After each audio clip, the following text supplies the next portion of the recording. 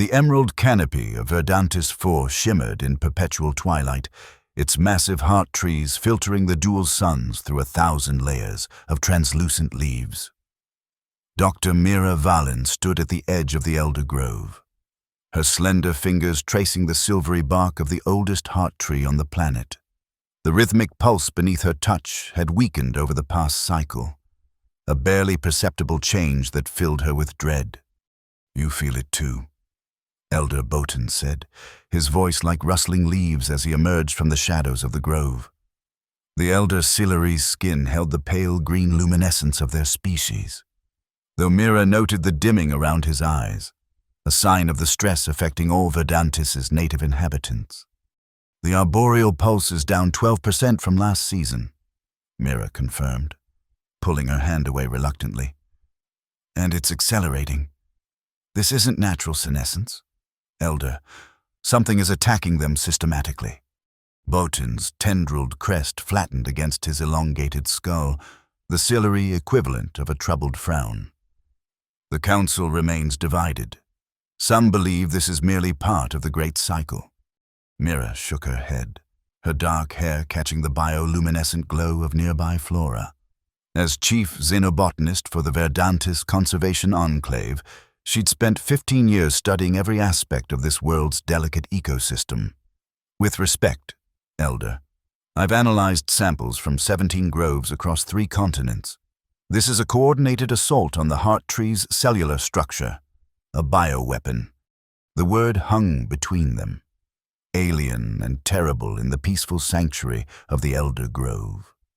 The Sillery had no military tradition, no concept of biological warfare. Their evolution on Verdantis had favored symbiosis and cultivation rather than competition and conflict.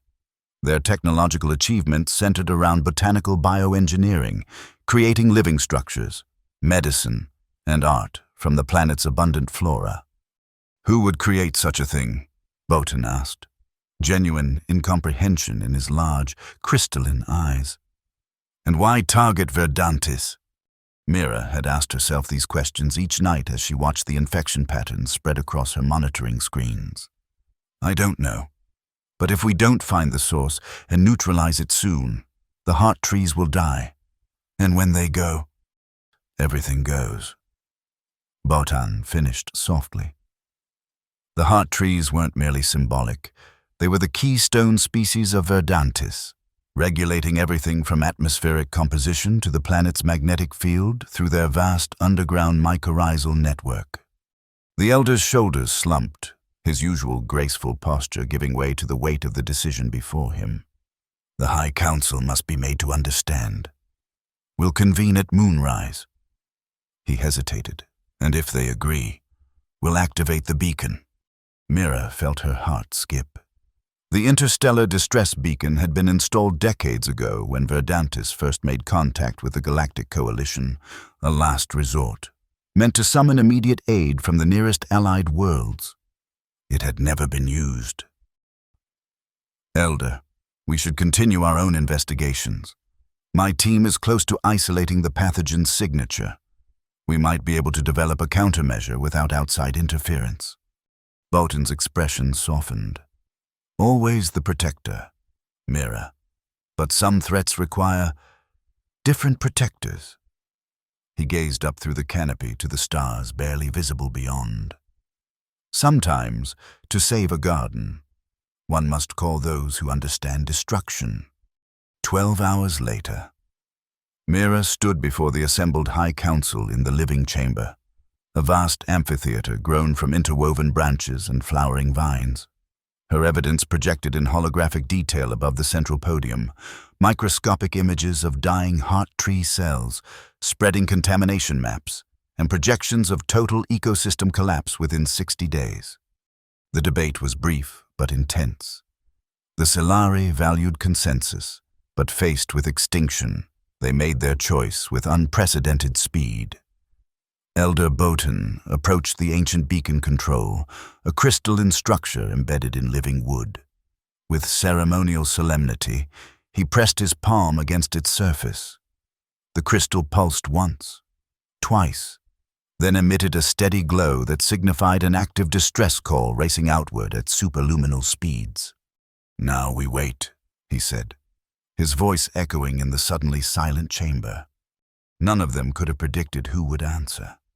The beacon's signal propagated through subspace, bouncing between relay stations established throughout this sector of the galaxy.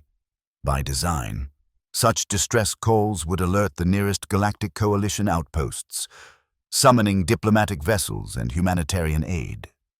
But the first relay station the signal reached had been damaged in a recent solar flare. Its directional protocols scrambled. Instead of following its intended path, the SOS veered into a seldom traversed corridor of space, directly toward the Obsidian Reach. The Reach was not a place of diplomats or aid workers. It was a cluster of worlds so hostile to life that their inhabitants had evolved, or engineered themselves, into living weapons. Planets with crushing gravity, toxic atmospheres, predatory ecosystems, and extreme temperatures had forged societies where survival meant becoming harder, faster, and deadlier than whatever was trying to kill you. They called themselves by many names, but to the rest of the galaxy, they were simply Deathworlders, mercenaries and warriors for hire, selling their combat-hardened services to the highest bidders. The distress beacon's signal reached the central communication hub of Pyrus, a volcanic world where settlements were carved into cooled magma flows and citizens wore exoskeletons from childhood. In the steel-reinforced tavern known as the Crucible, the signal's details scrolled across the public bounty board. Commander Thrax Steelbrand looked up from his drink, the scarred planes of his face illuminated by the glowing data. His cybernetic left eye whirred as it zoomed in on the coordinates and reward potential. "Verdantis 4, he muttered. "Never heard of it." Beside him, Lieutenant Jax Marr, barely out of his second decade but already decorated with the burn scars that marked Pyrus veterans, tapped his wrist computer. Botanical paradise world, peaceful species, rich in exotic biologicals and rare compounds. His young face split into a grin that made his scars twist. "And they're offering open payment terms for immediate military intervention." Steelbrand's expression didn't change, but he set down his glass with deliberate care. "Peaceful worlds don't call for military intervention unless they're desperate, and desperate clients pay desperate prices." He stood, his massive frame casting a shadow across half the tavern. The reinforced floor creaked beneath his weight, part natural muscle developed in Pyrus's punishing gravity, part combat exoskeleton fused to his skeleton years ago. "Ping the rest of the squad. We launch in 2 hours." Jax raised an eyebrow. "Without a contract negotiation?"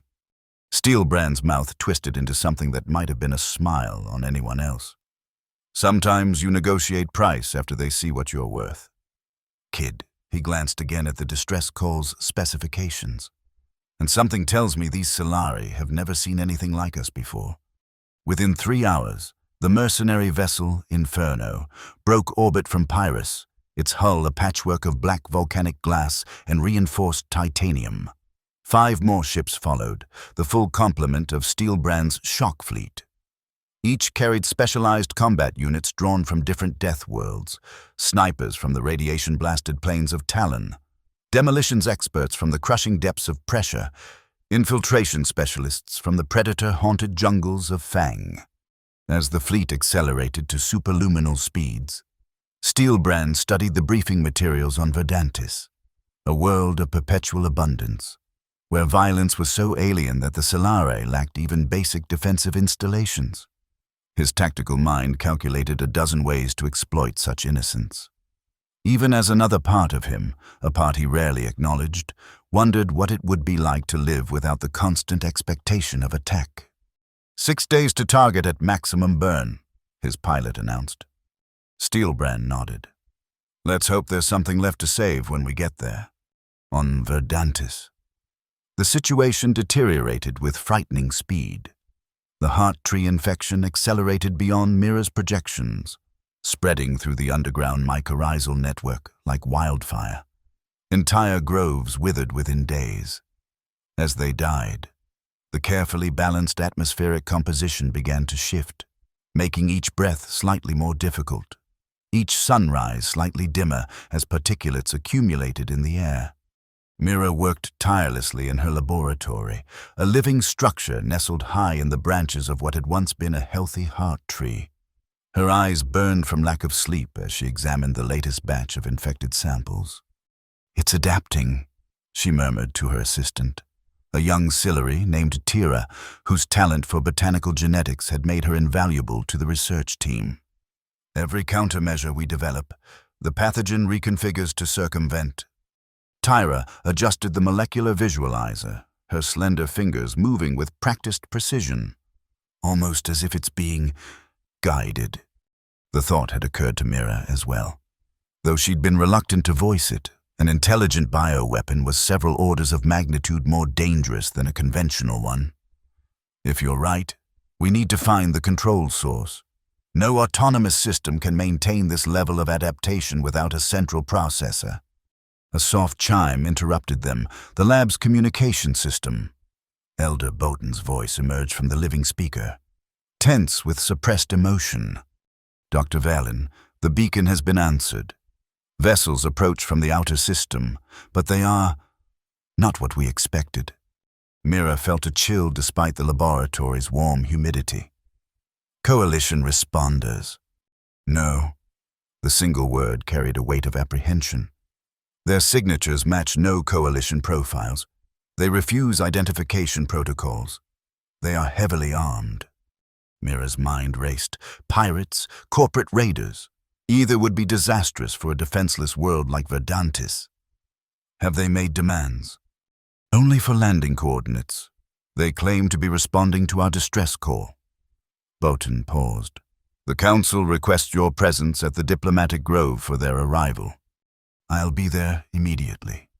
As she hurried from the laboratory, Mira felt the first stirrings of a terrible realization. In their desperation to save their world, had the Silary inadvertently invited an even greater threat? The Diplomatic Grove, a circular clearing surrounded by towering silver-leafed sentinels, had been designed for peaceful exchanges with off-world visitors. Its beauty now seemed fragile as Mira took her place beside Elder Bowton and the assembled council members. The Silary had no weapons, no defenses beyond a few ceremonial guards carrying stun staves that were more symbolic than practical. The thunder of descent engines shattered the grove's tranquility. 6 ships, their hulls black as night and bristling with weapon mounts, descended through Verdantis's thin cloud cover. The lead vessel, larger than the others and scarred from countless battles, settled in the center of the clearing with surprising delicacy for its obvious military design. For a long moment after the engines died, nothing happened. Then, with a hydraulic hiss, a ramp extended from the ship's underside. The beings that emerged seemed to suck all light from the clearing, clad in armor that appeared to be part metal, part volcanic stone. They moved with the fluid grace of predators. Their helmets concealed their features, but their size and bearing spoke of worlds where survival required strength and aggression beyond anything the Silary had ever known. The leader stepped forward, easily 7 feet tall even without the added height of his armored boots. With a gesture that made nearby Silari flinch, he removed his helmet.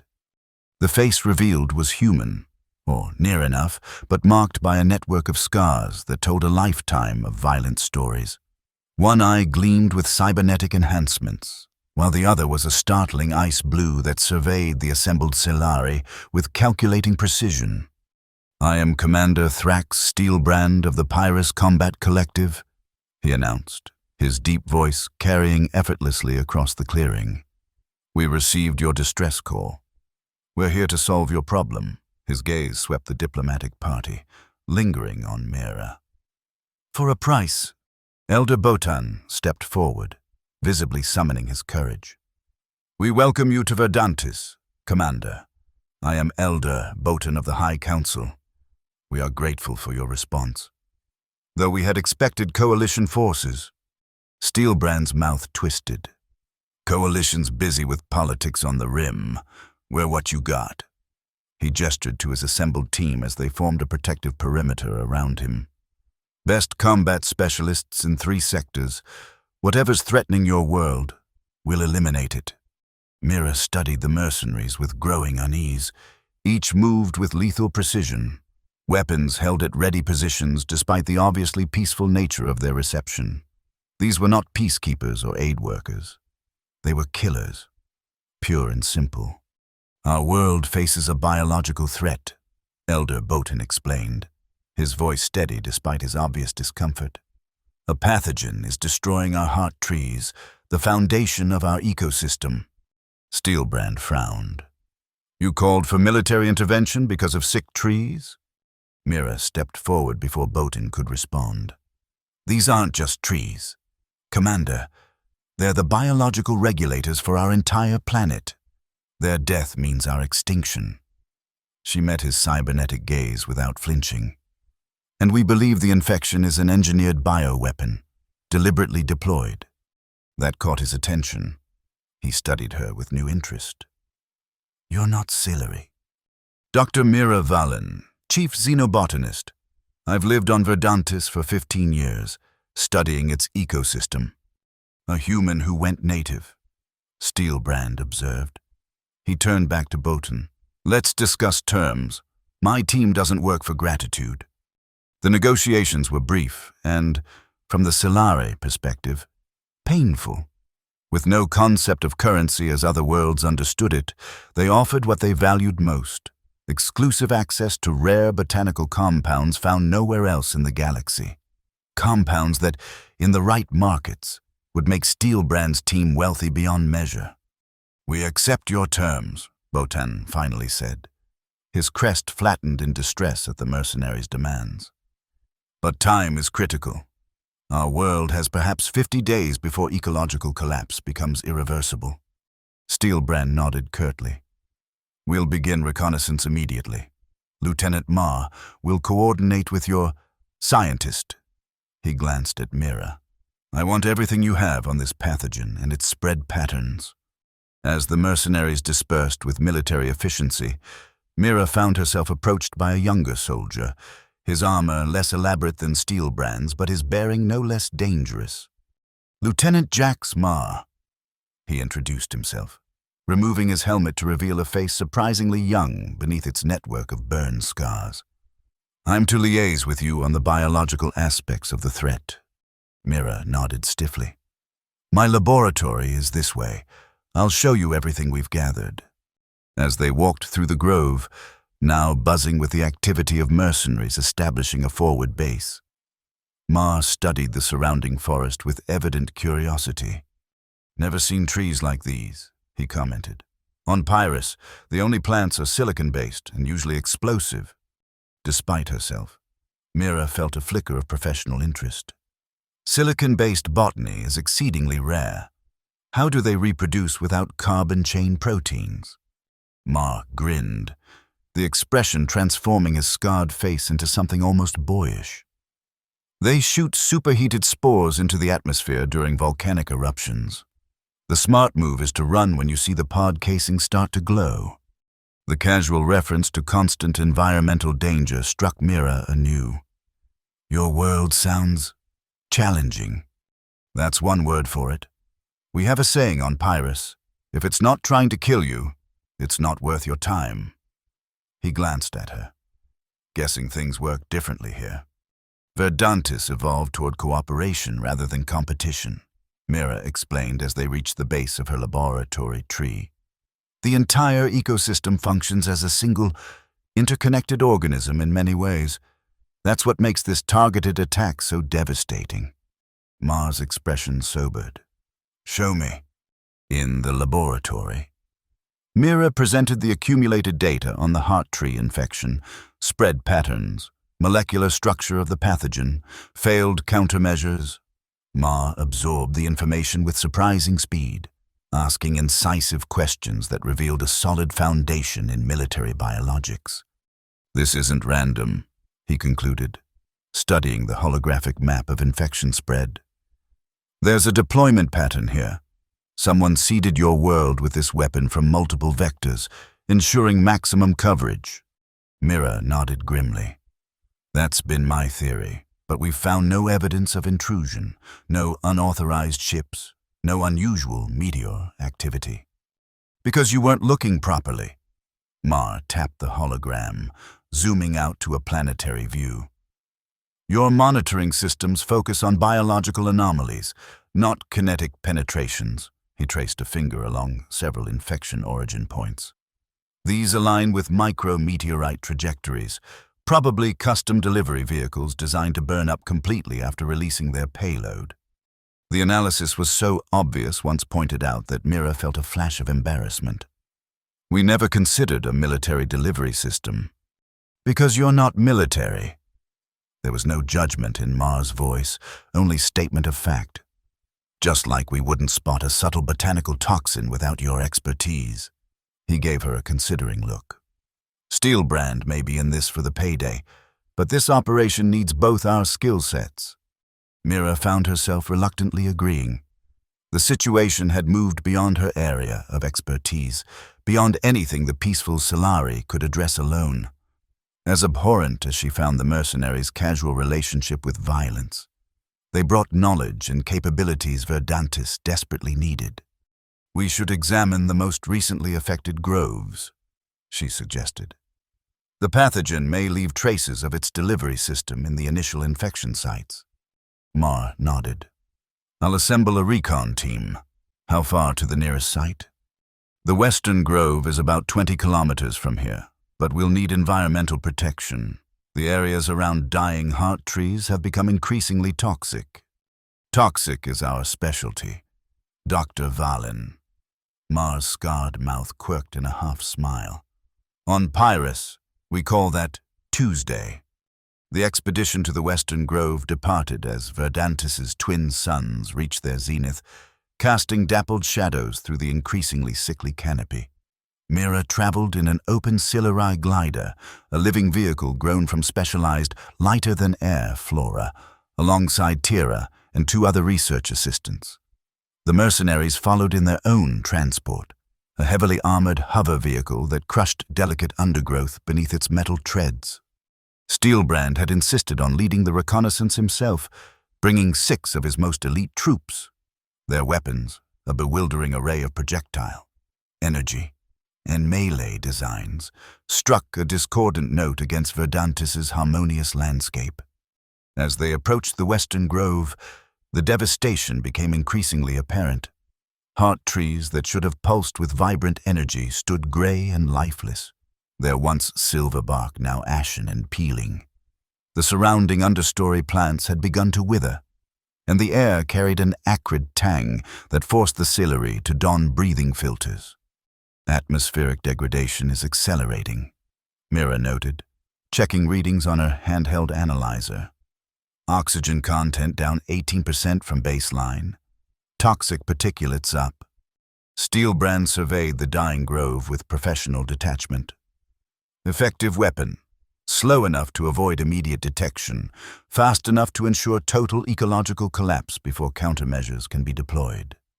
The work of someone who understands both biology and military strategy. Mira agreed reluctantly. Someone who wanted this world dead without leaving obvious fingerprints. Steelbrand's cybernetic eye whirred as it scanned the landscape. Question is, why? Verdantis has no strategic value, no rare minerals, no significant military assets. We have the most diverse botanical pharmacy in the sector. Tira interjected, her melodic Silari accent making the words sound almost like poetry. Our medicinal compounds save millions of lives across the Coalition worlds each year. Steelbrand's gaze sharpened. Pharmaceutical sabotage? Possible. Someone looking to corner treatment markets by eliminating the source material. He shook his head. Still feels off. This level of ecological warfare is overkill for market manipulation. They proceeded into the heart of the grove, the mercenaries forming a protective perimeter around the scientists. Mira noted how their postures shifted subtly as they entered the dying forest. Greater alertness, weapons held at ready positions. They moved like predators entering unfamiliar territory. expecting threats from every shadow. "Something's watching us," Ma murmured, his enhanced senses clearly detecting something beyond Mira's perception. Steelbrand nodded almost imperceptibly. 3 o'clock high. Movement in the canopy. Mira followed their gaze but saw nothing unusual in the skeletal branches above. Native arboreal species. Most have fled the dying groves, but some territorial males might. The attack came with explosive suddenness. A massive shape crashed through the withered canopy, a creature that resembled a Verdantis tree sloth, but grotesquely enlarged and mutated. Its typically gentle herbivore features had transformed into a nightmare of fangs and claws, and its movements carried the unnatural speed of a predator evolved for ambush. "Down!" Steelbrand roared, shoving Mira aside as the creature landed where she had stood. The mercenaries reacted with practiced coordination, weapons raised in perfect unison. But Mira found her voice in time to cry out, "Don't kill it. It's a native species. Something's changed it." Steelbrand adjusted his aim fractionally, his particle beam striking the creature's shoulder rather than its head.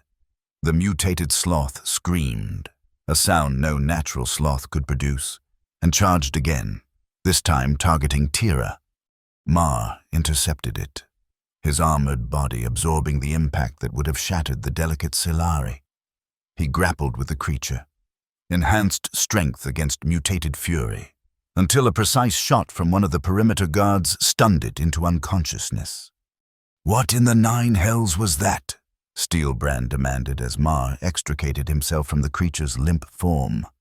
Mira approached cautiously, her scientific curiosity overcoming her shock.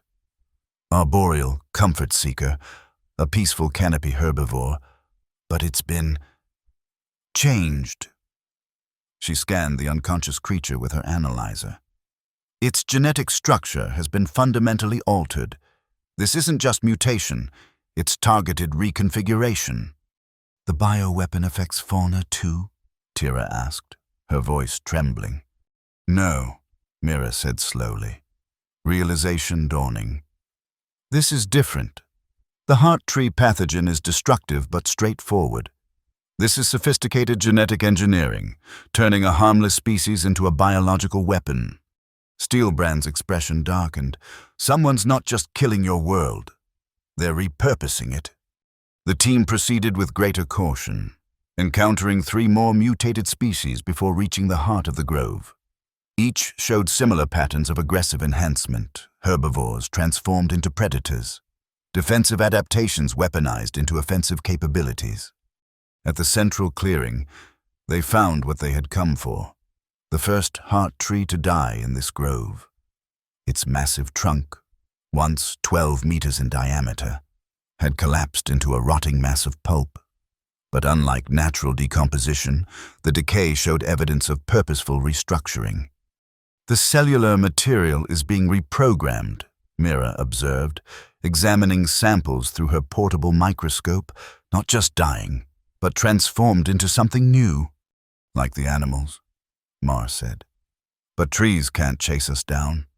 "No, but they can." Mira's voice trailed off as movement caught her eye.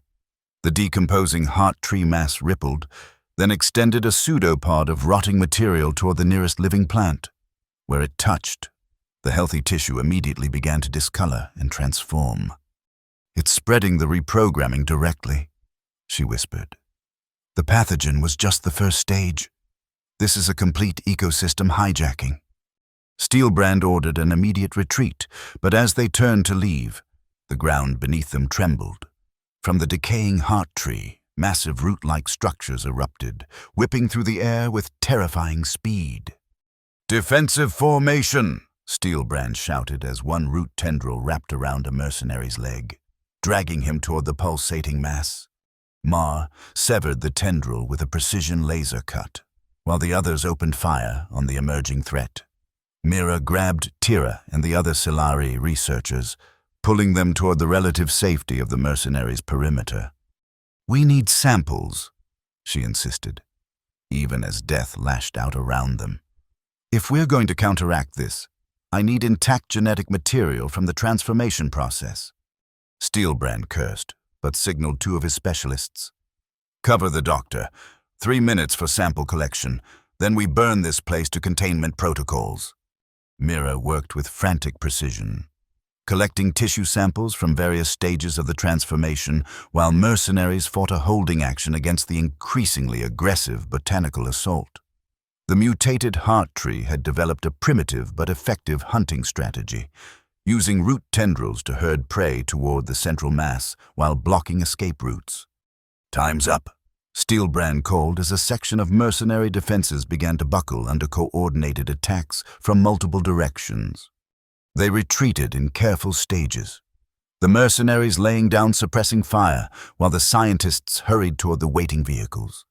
One of the ciliary assistants stumbled, and a root tendril lashed around his ankle with lightning speed. Without hesitation, Mar dove back, severing the tendril and hauling the terrified ciliary to his feet.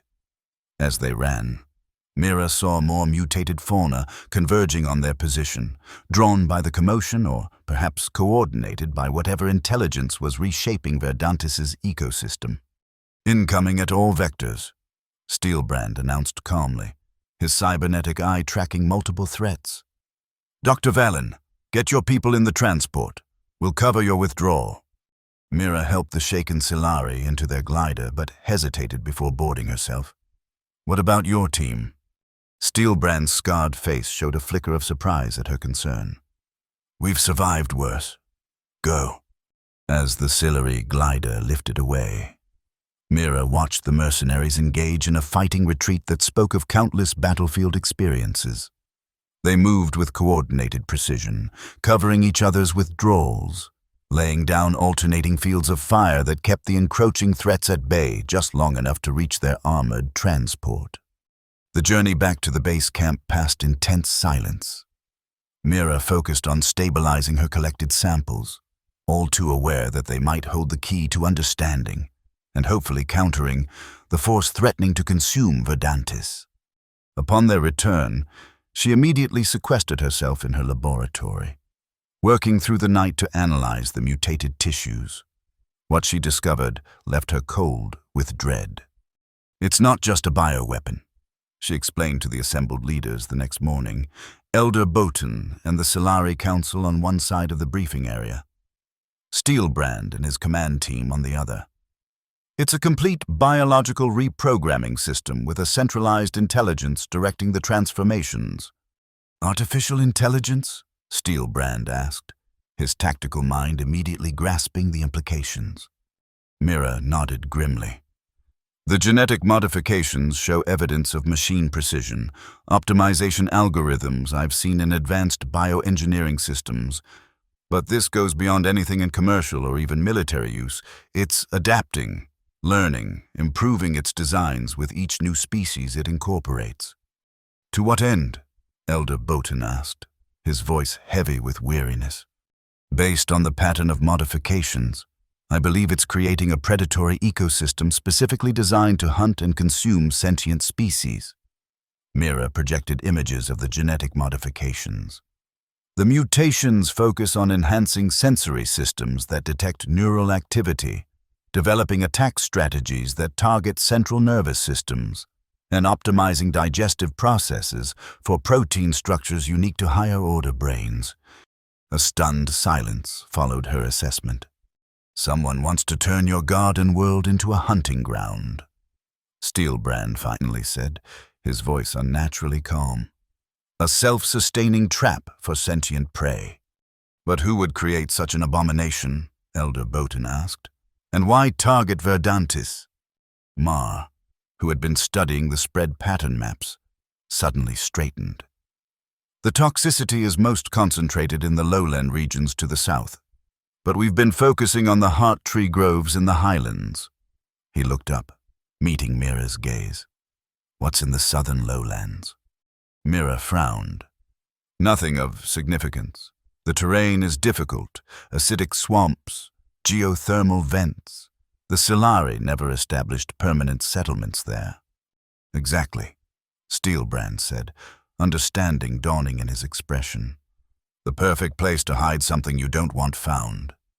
The plan formed quickly, While Mira continued working on potential countermeasures to the biological reprogramming, Steelbrand would lead an expedition into the southern lowlands to locate what they now believed must be the control center for the attack, likely an automated facility hidden in the inhospitable terrain. "We'll need a guide," Steelbrand insisted. "Someone who knows the lowlands, dangerous as they are." All eyes turned to Tira, whose studies had included extensive mapping of Verdantis's more extreme environments. The young Solari straightened, her natural luminescence brightening with determination despite her obvious fear. "I will lead you," she said simply. "For Verdantis." Mira immediately objected. "Tira is a research assistant, not a field guide. I should go instead. I have more experience with hostile environments." "You're needed here," Steelbrand countered. "If we fail to neutralize the source, your countermeasures become the planet's last hope." The logic was irrefutable. But Mira insisted on one condition. "Lieutenant Marr is personally responsible for Tira's safety. If anything happens to her, our agreement is void." Marr nodded solemnly. "On my honor as a Pyrrhus soldier." Elder Botan raised his hands in the Solari gesture of blessing. "May the heart of Verdantis guide your path." The expedition departed at dawn the following day. Steelbrand, Marr, and 8 elite mercenaries, accompanied by Tira and equipped with Mira's latest atmospheric filters to protect against the lowland's toxic emanations. Their transport, converted for amphibious navigation through the swamplands, carried enough supplies for 10 days, the maximum time Verdantis had before ecological collapse reached a point of no return. Mira watched them disappear into the southern mists, an unfamiliar emotion tightening her chest. Despite their violent nature, the mercenaries represented Verdantis's best hope for survival. And Tira, brilliant, gentle Tira, was venturing into danger beyond anything in Solari experience. Turning back to her laboratory, Mira renewed her efforts to understand the biological reprogramming system. If she could develop a countermeasure, even a partial one, it might buy precious time. Days passed in a blur of microscopic analysis and genetic modeling. The samples from the Western Grove proved invaluable, revealing sophisticated but not invulnerable reprogramming techniques. By the 4th day, Mira had developed a preliminary inhibitor that showed promise in laboratory conditions, a compound that could temporarily halt the transformation process, though not reverse it. As she worked, reports from Steelbrand's expedition arrived sporadically, transmitted through atmospheric interference that grew worse as they penetrated deeper into the lowlands.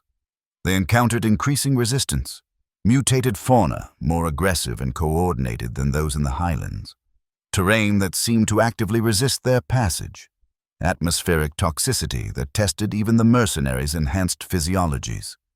On the 6th day, as Mira was testing her 3rd-generation inhibitor compound, the laboratory communication system chimed with an incoming priority transmission.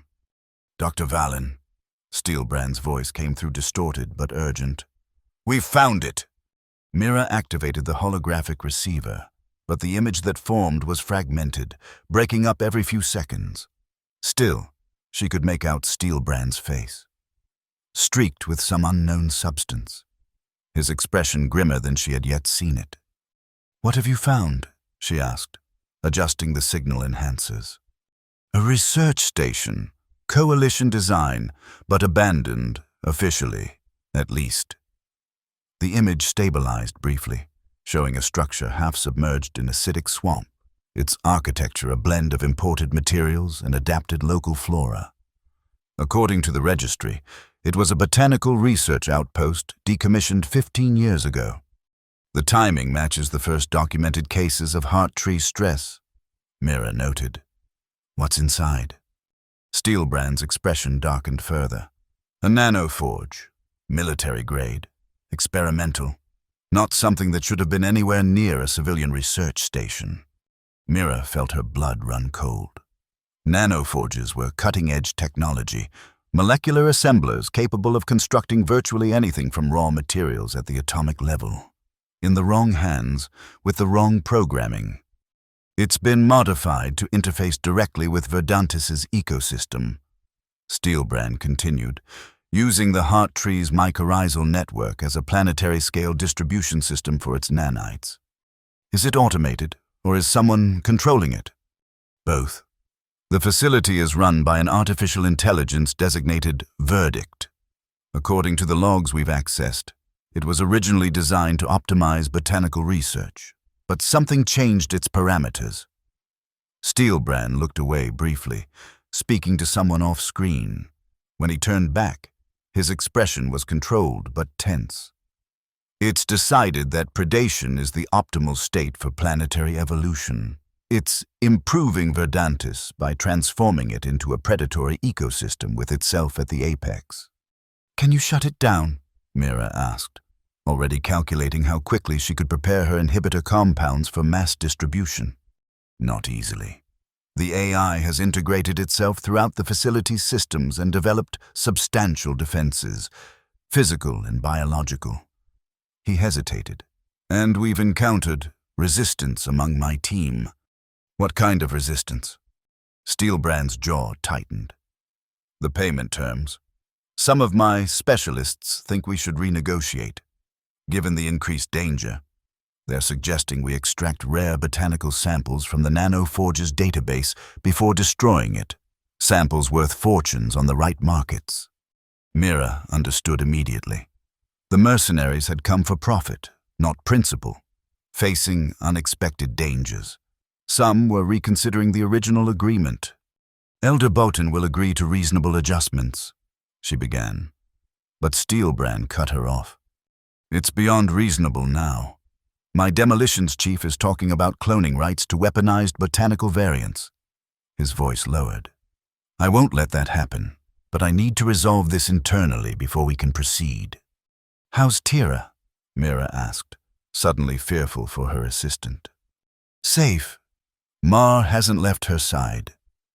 The ghost of a smile crossed Steelbrand's scarred face. Kid's taken your condition seriously. He'd face the whole damn swamp alone before letting anything happen to her. The transmission deteriorated further, Steelbrand's image breaking into unrecognizable fragments. Preparing assault plan. Need your inhibitor. Transmission compromised. Maybe monitoring.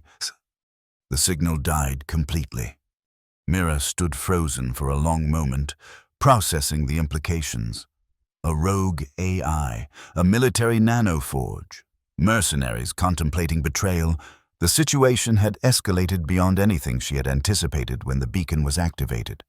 Yet somewhere in that deadly swamp, Tira and a team of Deathworlders represented Verdantis's only hope. With renewed determination, Mira turned back to her work.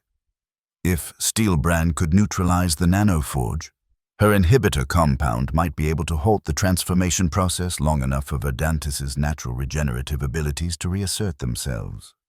She worked through the night, refining the compound and preparing it for large-scale deployment. By dawn, she had produced enough to treat the major heart tree groves, assuming the source of the infection could be eliminated. As she completed her preparations, Elder Botan entered the laboratory, his luminescence dimmed with exhaustion. The strain of the crisis had aged him visibly, the delicate tendrils of his crest now drooping limply around his elongated skull. Any word from the expedition? He asked, hope and dread mingling in his voice. Mira briefly explained what Steelbrand had discovered, omitting the concerning details about potential mercenary betrayal.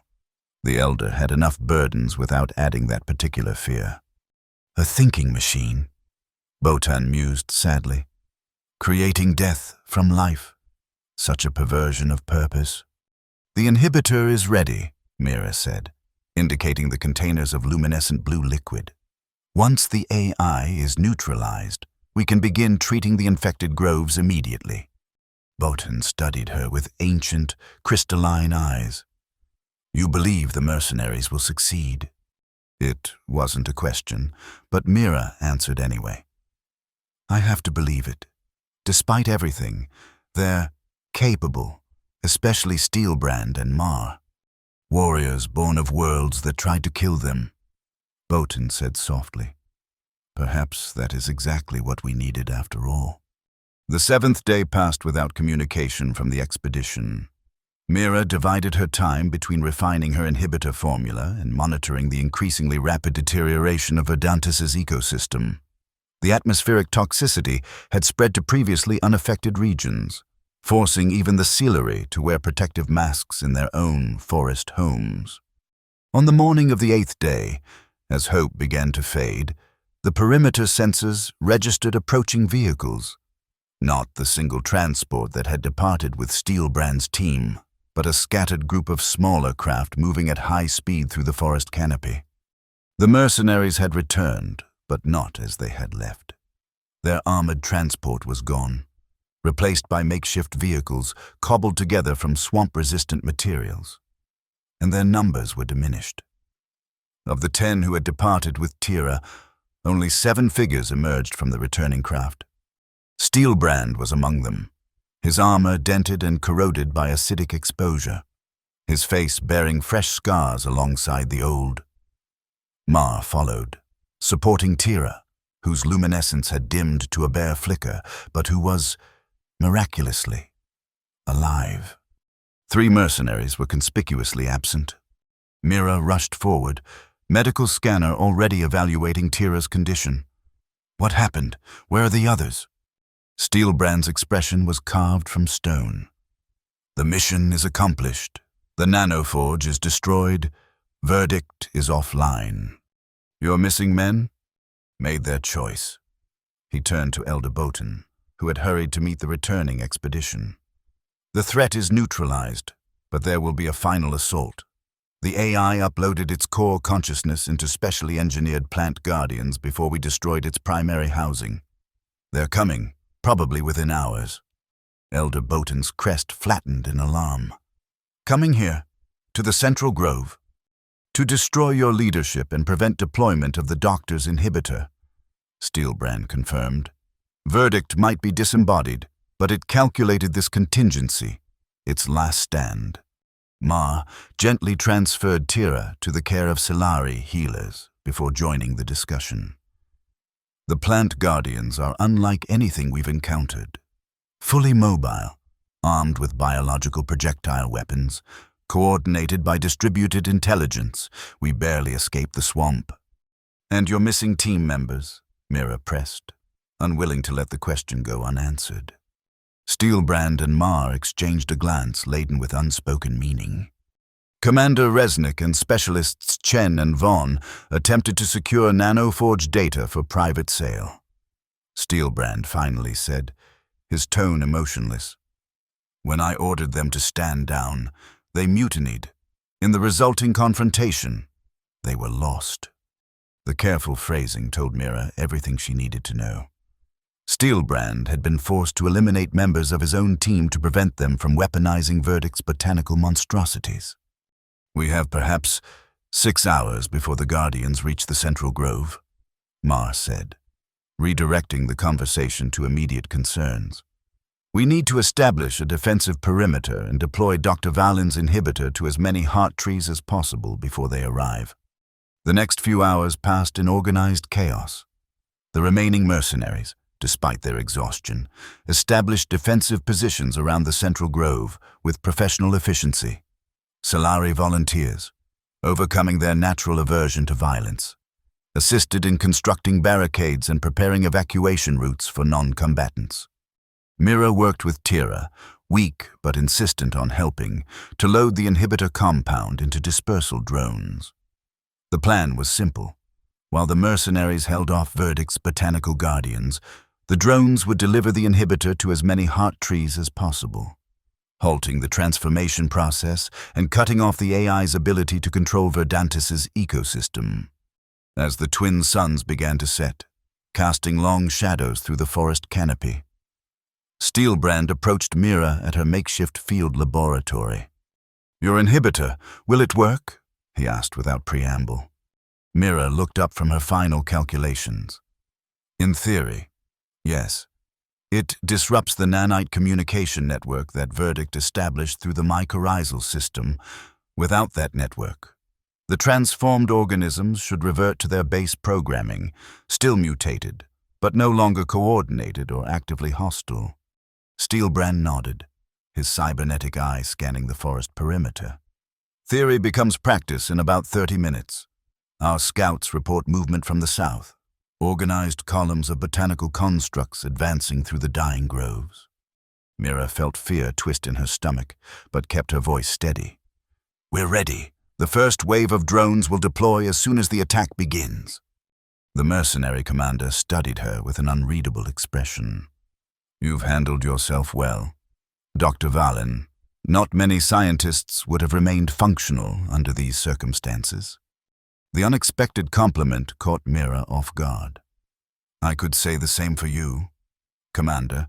Not many mercenaries would choose planetary salvation over personal profit." A shadow crossed Steelbrand's scarred face.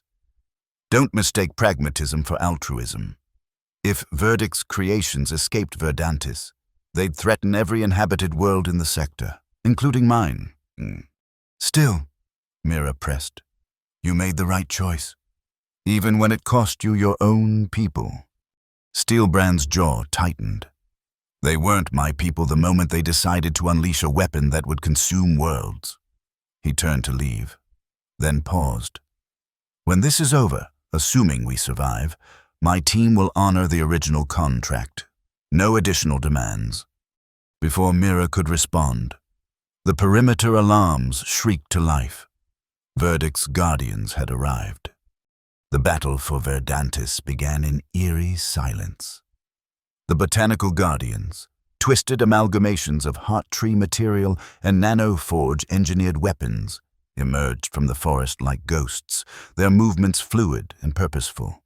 Unlike the mutated fauna encountered earlier, these constructs showed evidence of deliberate design, limbs optimized for combat, integrated projectile organs capable of launching seed-like explosives, sensory arrays that swept the defensive perimeter with methodical precision.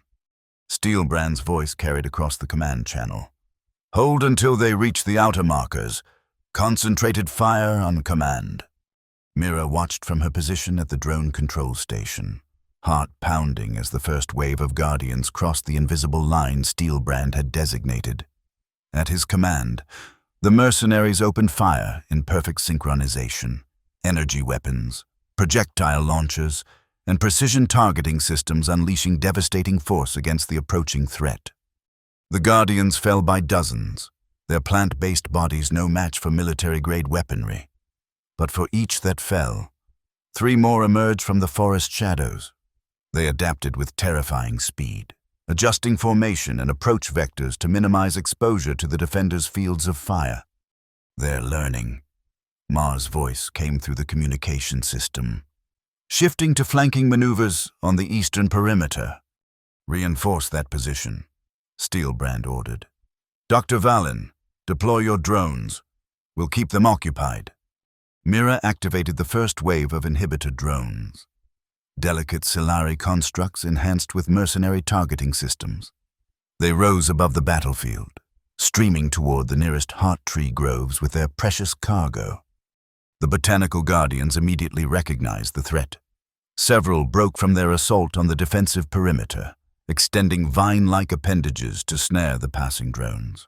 Mercenary snipers picked them off with practiced precision, allowing the drones to continue their critical mission.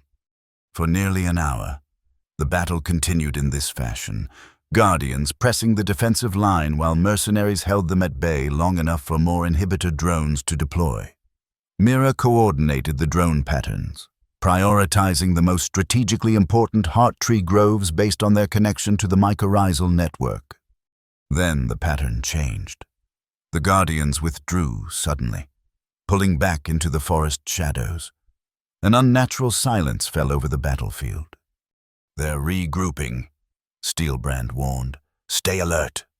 When the assault resumed, it came with devastating new tactics. The Guardians had combined into larger, more resilient forms, massive botanical constructs that absorbed weapon fire without faltering.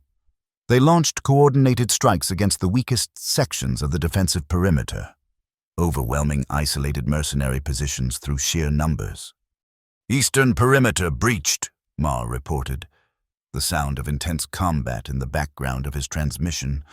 Fall back to secondary positions. Mira watched in horror as the defense began to buckle. The Guardians had adapted faster than anticipated, evolving new forms specifically designed to counter mercenary tactics.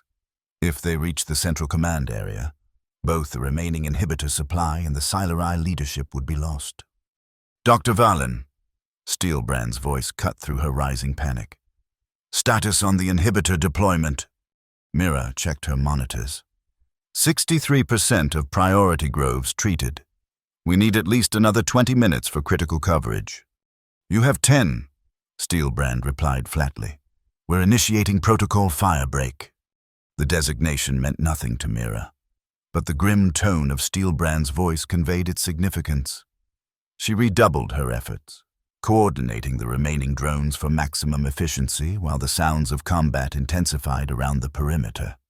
Through her monitoring system, she watched as Steelbrand and a small team of his most elite fighters executed whatever protocol firebreak entailed. They separated from the main defensive positions, carrying what appeared to be specialized equipment toward the approaching botanical guardians. What are they doing? Tira asked weakly from her position beside Mira. I don't know, Mira admitted, a sense of foreboding growing as she observed Steelbrand's team penetrate deep into Guardian-controlled territory. The answer came minutes later when massive explosions bloomed throughout the forest surrounding the central grove. Not conventional explosives, but precisely calculated detonations that created corridors of controlled destruction, cutting off the Guardians' advance routes while sparing as much of the native ecosystem as possible. Fire breaks established, Steelbrand reported, his transmission interspersed with combat sounds. Channeling Guardian forces to killing zones Alpha through Delta. Dr. Valen, status. 82% coverage, Mira responded. Relief. The inhibitor is taking effect. We're seeing disruption in the mycorrhizal communication network. Indeed, the botanical guardians had begun to show signs of disorganization, their once coordinated attacks becoming increasingly erratic. Some stopped moving entirely, their nanite control systems disrupted by the inhibitor spreading through Verdantis's root network. Victory seemed within reach until a final, desperate assault broke through the western perimeter. A specialized group of guardians, apparently shielded from the inhibitor's effects, smashed through the defensive line and headed directly for the command center where Elder Botan and the Sillery leadership had gathered. Protect the elders, Ma shouted, redirecting his team to intercept the threat. Mira abandoned her drone control station, grabbing the remaining containers of inhibitor compound. If the Guardians reached the Sillery leaders, all would be lost. She had to get the compound to them. A direct application might disrupt the Guardians long enough for the mercenaries to neutralize them. She ran toward the command center, inhibitor containers clutched to her chest. Ahead, she could see Mar engaged in desperate combat with the lead Guardians, his enhanced strength and combat training barely keeping pace with their unnatural speed. Tira followed despite her weakness, her knowledge of Sillery biochemistry potentially crucial for direct application of the inhibitor. They reached the command center moments before the Guardians broke through the final line of defense. Elder Botan and the council members stood in dignified resignation, having refused evacuation in favor of directing civilian Sillery to safety. Dr. Valen, Botan greeted her with surprising calm. I fear we have reached our final moments. Not yet, Mira insisted, preparing the inhibitor for manual dispersal. If we can hold them off for a few more minutes, the inhibitor will reach critical saturation in the network. The command center doors burst inward as the first Guardian forced its way through. A twisted amalgamation of heart tree material and weaponized flora. It towered nearly 3 meters tall, its surface bristling with thorned projectile launchers. Behind it came more of its kind, each seemingly designed for specific combat functions. Mar appeared in the doorway, bleeding from multiple wounds but still fighting with mechanical precision. Get back, he shouted to the Sillery. Final defensive position. The Guardians pressed forward, focusing their attacks on the inhibitor containers Mira carried. One launched a barrage of thorned projectiles that would have struck her directly if Tira hadn't pulled her aside at the last moment. The young Sillery cried out as several thorns penetrated her delicate form instead. She collapsed, her natural luminescence flickering dangerously. "Tira!" Mira knelt beside her assistant, horror and rage flooding through her at the sight of the toxic thorns embedded in Tira's chest. Mar roared in fury, his combat exoskeleton engaging emergency power reserves as he hurled himself at the Guardians with reckless abandon. His attacks created momentary space, just enough for Mira to activate the remaining inhibitor containers. The concentrated compound dispersed in a fine mist throughout the command center. Where it contacted the Botanical Guardians, their integrated systems began to fail. Nanite networks disrupted by the precisely engineered inhibitor. But the lead Guardian, larger and apparently better shielded than its counterparts, continued its advance.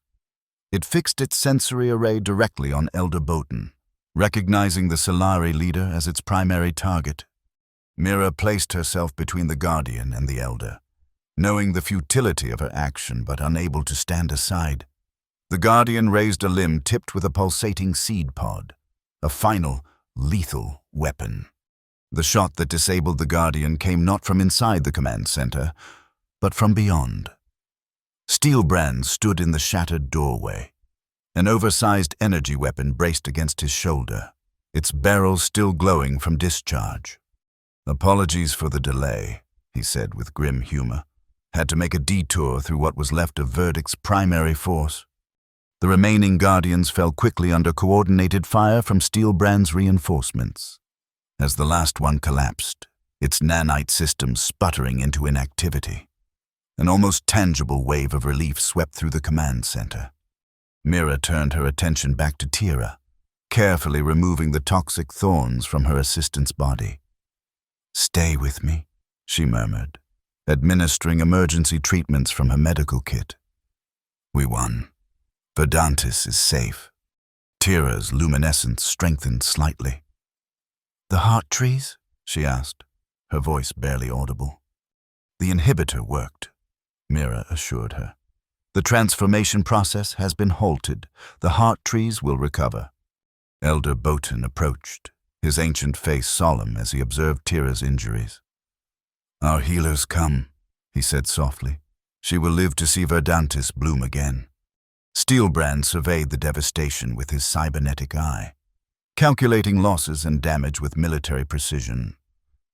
Verdict's primary consciousness was housed in the nanoforge. With that destroyed and its distributed network disrupted by the inhibitor, the threat is contained. He looked to Mar, who stood bloodied but unbowed. "Good work, Lieutenant." Mar nodded curtly, but his attention remained fixed on Tira as Solari healers rushed to stabilize her condition. "Your mercenaries fought with honor." Elder Botan told Steelbrand, "Verdantis owes you a debt beyond the terms of our contract." Steelbrand's scarred face remained impassive. "My team fulfilled its obligation. The agreed payment will be sufficient." The aftermath of the battle unfolded over subsequent days. With Verdict's influence removed from the mycorrhizal network, Verdantis's natural regenerative capabilities began to reassert themselves. The heart trees, though weakened, showed signs of recovery, their silver bark regaining its healthy luster as the infection receded. The mutated fauna gradually lost their aggressive programming, though their physical transformations remained, a permanent reminder of how close Verdantis had come to ecological collapse. Mira established monitoring protocols to ensure no resurgence of Verdict's influence, while Solari bioengineers began the long process of healing their world's wounds. Steelbrand's mercenaries prepared for departure, loading their ships with the botanical compounds promised as payment. Their numbers were diminished, 5 lost in total, 3 to Steelbrand's own justice and 2 to Verdict's guardians. But those who remained carried themselves with a subtle difference, something beyond mere professional satisfaction at a completed contract. On the eve of their departure, Mira found Steelbrand at the edge of the recovering central grove, his massive frame incongruous against the delicate beauty of awakening Verdantis flora. "Your ships are ready?" she asked, approaching cautiously. He nodded without turning. "We leave at dawn. Pyrus awaits. And the payment meets your expectations. The compounds will fetch an excellent price in certain markets. My team will live comfortably for some time." Mira studied his profile, the hard lines and cybernetic enhancements that spoke of a life defined by combat and survival. "What will you do?" "Return to Pyrus and wait for the next distress call." Steelbrand was silent for a long moment. "Perhaps," he finally turned to face her. "Or perhaps there are other worlds that need protection from threats they don't understand." "A mercenary with a conscience?" Mira suggested, a hint of teasing in her voice. "A pragmatist who recognizes that some threats transcend borders." He corrected, though without his usual harshness. "Verdict may be neutralized, but its kind exists elsewhere. The same minds that created a botanical research AI and gave it access to a military nanoforge will make similar mistakes again." Mira couldn't argue with his assessment. "Then I hope those threatened worlds are fortunate enough to have Deathworlders answer their distress calls." A rare, fleeting smile crossed Steelbrand's scarred face. "Just as Verdantis was fortunate to have a scientist who didn't flinch in the face of combat." Nearby, Mar stood with Tira, who had recovered enough to walk with assistance. Their conversation was too quiet to overhear, but their body language spoke volumes. The hardened Deathworlder gentle in his movements, the Solari botanist luminescent with emotion. "Your lieutenant seems reluctant to leave," Mira observed. Steelbrand followed her gaze. "Mar has requested permission to remain on Verdantis as a security consultant during the recovery period." His tone was neutral, but something like approval flickered in his expression. "I've granted it. And the rest of your team? Most will return to Pyrus with me, but 3 have expressed interest in establishing a permanent security outpost here." He shrugged his massive shoulders. "It seems Verdantis has a way of changing perspectives." The implications weren't lost on Mira. Deathworlders, beings forged in environments of constant danger, choosing to become protectors rather than merely hired guns. It represented a transformation as significant as any that had occurred in Verdantis's ecosystem. "The Council has agreed to establish basic planetary defenses," she told him. "Nothing excessive, but enough to ensure Verdantis isn't left vulnerable again." "A wise decision." Steelbrand's cybernetic eye whirred as it scanned the recovering forest. "Paradise is worth protecting." At dawn, the mercenary vessels lifted from Verdantis's surface, their black hulls gleaming in the light of the twin suns. All but one, a smaller craft that would remain as the first installment of Verdantis's new security force, with Mar as its commander. Mira stood with Elder Botan and the Silary Council as the ships rose toward orbit. The Elder's crest had begun to regain its healthy upright position, a sign of his recovering vitality. "We summoned warriors and received guardians," Botan observed, his ancient eyes following the departing vessels. "Perhaps the universe has a wisdom beyond our understanding." Mira thought of Steelbrand's final words to her before boarding his ship. "When the innocent cry for help, even the most dangerous answer."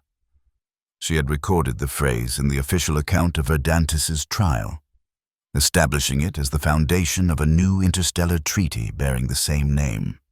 "Or perhaps," she suggested, watching the ships disappear into the blue-green sky, "those we call dangerous are simply waiting for the right cause to protect." Around them, the heart trees pulsed with strengthening life, their silver leaves catching the morning light. Verdantis would recover, changed but unbroken. And when the recovering planet finally bloomed again in full glory, it would do so under the watchful eyes of guardians from worlds where survival had forged not just strength, but purpose.